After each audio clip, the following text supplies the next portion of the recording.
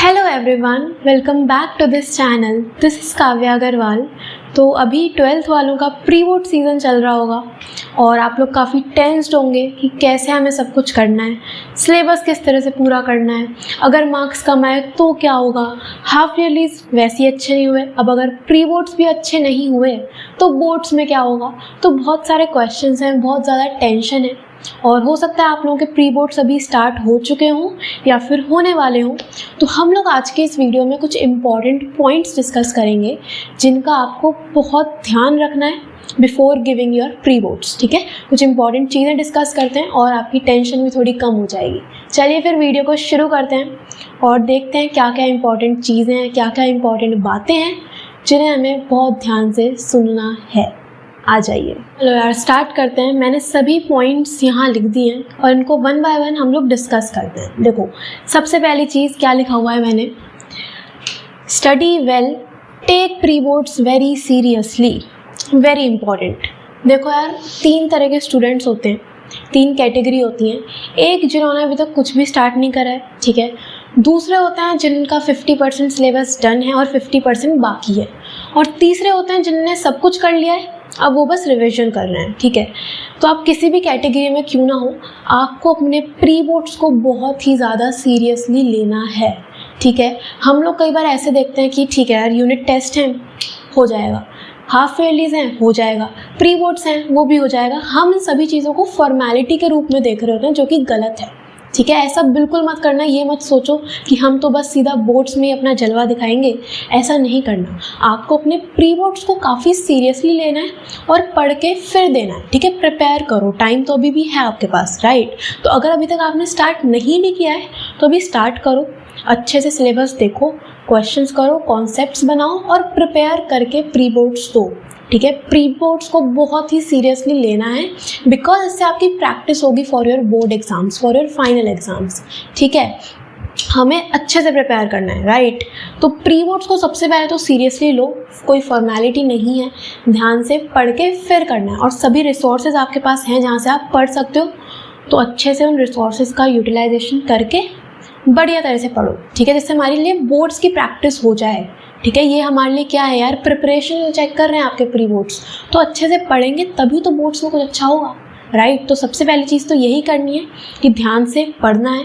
शुरू नहीं करा है अभी तक अगर, तो अब शुरू कर दो और स्टार्ट करके यार पढ़ना शुरू करो, बस ख़त्म बात। ठीक है, दूसरी चीज़, दूसरा पॉइंट है, मार्क्स कम आएंगे चलेगा।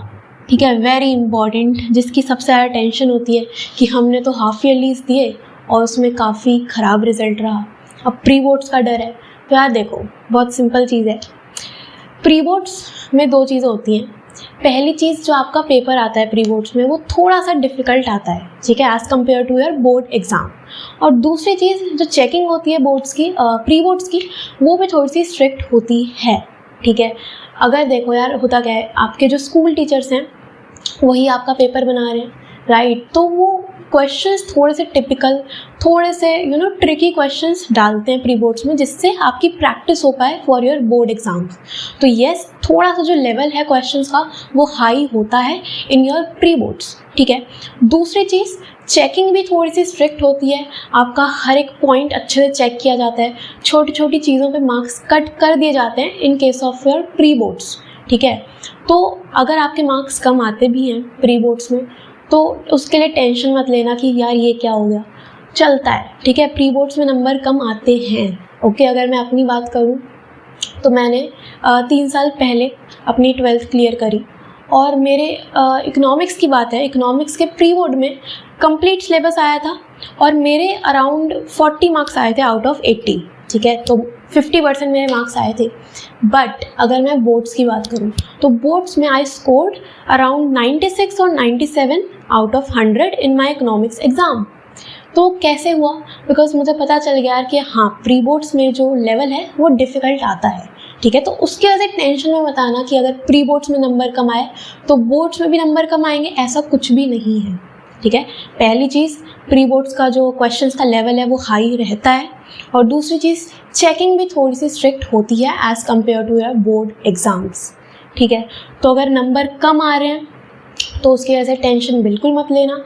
ये बिल्कुल मत सोचना कि अगर प्री बोर्ड्स में मार्क्स कम है तो आपके बोर्ड्स में कम नंबर आएंगे, ऐसा नहीं होता।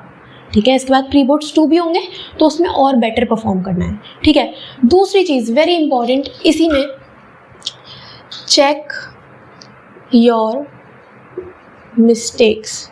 ठीक है, मार्क्स कम आ गए उसको ऐसे ही छोड़ नहीं देना है, हमें अपनी मिस्टेक्स चेक करनी। ठीक है, जब भी आपकी शीट आपको चेक होके मिले तो उसमें अपनी मिस्टेक्स देखना। ठीक है, कि आपने गलती क्या करी है, किस पॉइंट में मार्क कटे हैं। ठीक है, आपने अकाउंट्स में नरेशन नहीं लिखी, उसके मार्क्स डिडक्ट हुए हैं, या फिर आपने कोई कैलकुलेशन मिस्टेक करी है तो क्या करना है। अगर आपका किसी थ्योरी आंसर में या क्वेश्चन में मार्क्स कट हुए हैं तो क्यों हुए, अपने टीचर से पूछना। ठीक है, टीचर्स इसीलिए होते हैं कि अगर आपको कुछ भी डाउट्स हैं तो वो आपको क्लियर करें। तो जो भी तुम्हारे डाउट्स हो या जो भी गलतियाँ अगर आपने पेपर में करी हैं तो उसको लिख के एनालाइज करके फिर उन्हें इम्प्रूव करने की कोशिश करनी है। ठीक है, छोड़ नहीं देना ऐसे ही कि मार्क्स कट हो गए, ठीक है यार, नहीं, चेक करना कि मिस्टेक हुई कहाँ पे है। ठीक है, जब आंसर शीट मिलती है तो आधी से ज़्यादा क्लास जो है वो कंपैरिजन कर रही होती है कि यार मेरे तो 90% आए, उसके 92 आ गए, मेरे 40 आए हैं, उसके 45% आ गए। आपको क्या करना है, आपको अपनी मिस्टेक्स को चेक करना है। ठीक है, उस पर काम करना है जिससे तुम नेक्स्ट एग्जाम में बेटर कर पाओ। ओके, तो पहला पॉइंट क्या है कि आपको अच्छे से पढ़ना है। ठीक है, स्टार्ट करना है, पढ़ाई शुरू करो। दूसरी चीज़, अगर मार्क्स कम आ भी रहे हैं तो उसके लिए टेंशन मत लो, हमें अपनी मिस्टेक्स चेक करनी है और फिर इम्प्रूव करके चलना है। ठीक है, इतना क्लियर।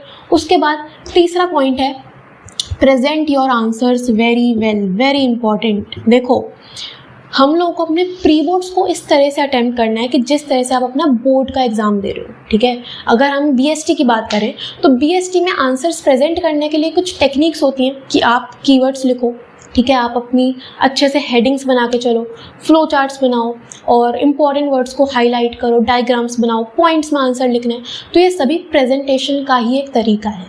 तो आपको अपने प्री बोर्ड्स में ये सभी प्रेजेंटेशन की टेक्निक्स को ध्यान में रख के फिर आंसर्स लिखने हैं। ये बिल्कुल मत सोचना कि ये जितनी भी टेक्निक्स हैं, प्रेजेंटेशन टेक्निक्स, ये हम सीधा अपने बोर्ड एग्जाम में अप्लाई करेंगे, तो ऐसा बिल्कुल मत करना। प्री बोर्ड्स में भी अच्छे से फुल फ्लेश्ड वे में आंसर्स लिखने हैं। ठीक है, अकाउंट्स में हम बोलते हैं कि नरेशंस लिखो, तो वो नरेशंस प्री बोर्ड्स में भी लिखनी है। ठीक है, अकाउंट्स में हम लोग कई बार शॉर्ट फॉर्म यूज़ कर रहे होते हैं कि कैपिटल को कैप लिख दिया, गुडविल को GW लिख दिया, डिबेंचर्स को डेब लिख दिया। ये सब प्री बोर्ड्स में नहीं चलेगा। ठीक है, अगर तुम ये सोच रहे हो कि हम फुल फ्लेज्ड आंसर्स या फिर फुल फॉर्म्स सीधा बोर्ड्स में लिखेंगे तो यार रह जाएगा पेपर, है ना। अकाउंट्स में आप लोग कई बार ये बोलते हो कि टाइम मैनेज नहीं हो रहा या स्पीड नहीं बन रही, पेपर छूट गया, तो इसी के कारण ही तो छूटता है क्योंकि हम प्रैक्टिस ही नहीं कर रहे। ठीक है, तो प्री बोर्ड्स में भी आपको फुल फ्लेश्ड आंसर्स लिखना है, कंप्लीट प्रेजेंटेशन के साथ काम करना है, चाहे वो बीएसटी हो, चाहे वो इकोनॉमिक्स हो, चाहे वो अकाउंट्स हो, चाहे वो मैथ्स हो, इंग्लिश हो, कोई भी सब्जेक्ट हो। ठीक है, आपको प्रेजेंटेशन का खास ध्यान रखना है। जिस तरह से आप बोर्ड्स में आंसर्स लिख के आओगे उसी तरह से प्री बोर्ड्स में भी लिखना है। ठीक है, बाकी प्रेजेंटेशन के लिए क्या क्या टेक्निक्स होती हैं वो मैं आपको आगे वाली वीडियोस में डिस्कस कर दूंगी, उस पर मैं वीडियोस बना दूंगी। ठीक है, बट येस, आपको अपने आंसर्स अच्छे से प्रेजेंट करने हैं। ठीक है, ओके, चलो इसके बाद लास्ट पॉइंट है सिलेबस। हमने सब कुछ डिस्कस कर लिया, बट सिलेबस कैसे पूरा करना है। सिलेबस तो हुआ ही नहीं है पूरा, क्योंकि अभी तो कुछ बच्चे ऐसे होंगे जिन्होंने शुरू ही नहीं करा होगा, जो अब शुरू करेंगे, है ना।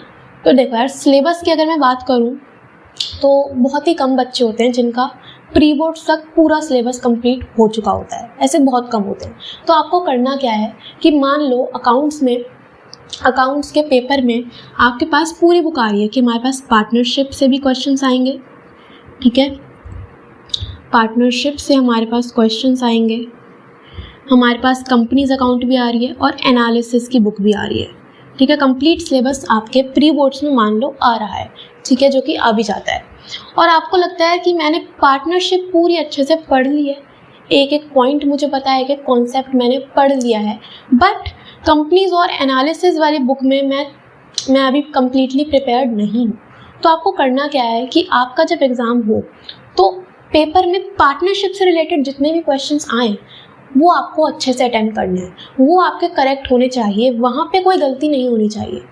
पॉइंट ये है कि अगर आपका 40% सिलेबस कंप्लीट है तो आप अपनी परफॉर्मेंस उस 40% से ही जज करना। कि हमने 40% पेपर अच्छे से किया है या नहीं किया, हमने उसमें तो कोई गलती नहीं करी। अगर आपको लगता है कि मैंने एक यूनिट या कोई एक पर्टिकुलर बुक अच्छे से प्रिपेयर कर ली है, तो उस पर्टिकुलर बुक या यूनिट से अगर कुछ क्वेश्चन आता है तो उसमें आपके मार्क्स नहीं डिडक्ट होने चाहिए, फिर मज़ा आएगा। ठीक है, ज़रूरी नहीं है कि आपका पूरा सिलेबस हो चुका हो, ऐसे बहुत ही कम बच्चे होते हैं।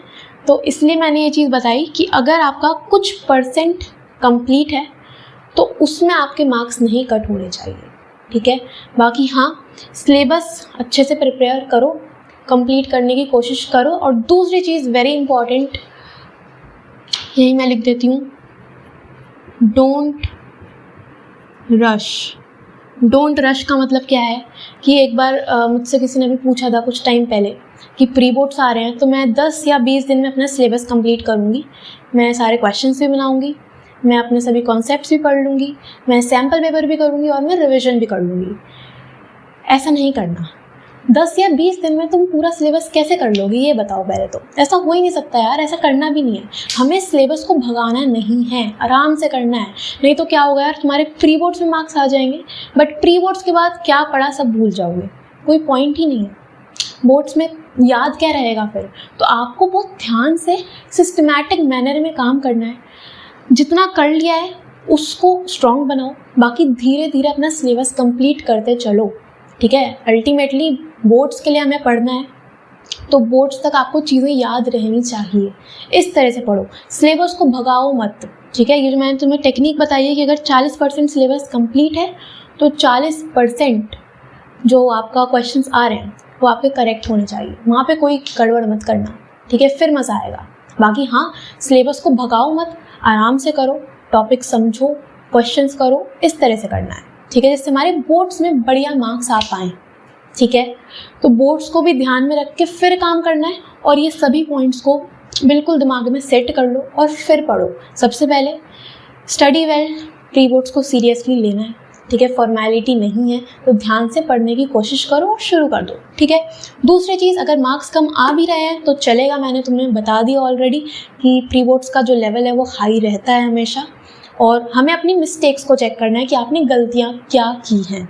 ठीक है, तीसरी चीज़ कि हमें अपने सभी आंसर्स को बहुत ही अच्छे से प्रेजेंट करना है। किस तरह से करना है उस पर मैं सेपरेट वीडियोस बना दूंगी, अकाउंट्स में भी, इकोनॉमिक्स में भी और बीएसटी में भी। ठीक है, तो प्रेजेंटेशन का आपको खास ध्यान रखना है। ठीक है, और लास्ट है हमारा सिलेबस। तो सिलेबस का भी मैंने आपको बताया कि अपने तरफ से आप स्टार्ट करो, सिलेबस को कंप्लीट करने की कोशिश करो, जितना होता जा रहा है मैक्सिमम करने की कोशिश करो और इस तरह से करो कि वो हमें बोर्ड्स तक याद रहे। ठीक है, प्री बोर्ड 2 भी होंगे तब तक भी चीज़ें आपको याद रहनी चाहिए। भगाओ मत सिलेबस को, आराम से करना है। ठीक है, बोर्ड्स हमारे मार्च में, तब तक बढ़िया तरह से पढ़ो और इन पॉइंट्स का ध्यान रखो और अच्छे से प्रिपेयर हो जाएगा। ठीक है, तो बस इस वीडियो में इतना ही मुझे आप लोगों को बताना था और होपफुली आप लोगों को ये सभी पॉइंट्स क्लियर हुए होंगे और आपको हेल्प करेंगे प्री बोर्ड्स अच्छे से प्रिपेयर करने में। ठीक है, बाकी वीडियोस आप लोगों के पास रेगुलरली आ ही रही हैं, तो प्रिपेयर करो और मिलते हैं नेक्स्ट वीडियो में। बाकी हाँ, अगर आप कुछ और प्रॉब्लम फेस कर रहे हो, कुछ और इशू अगर आपको आ रहा है या कुछ भी चीज़ है, तो वो आप कमेंट्स में शेयर कर सकते हो। यस, वीडियो को लाइक ज़रूर करना और शेयर कर देना अपने सभी फ्रेंड्स के साथ, जिससे वो भी इन सभी पॉइंट्स का ध्यान रखें प्री बोर्ड्स देने से पहले। ठीक है, चलो, all the very best, thank you so much.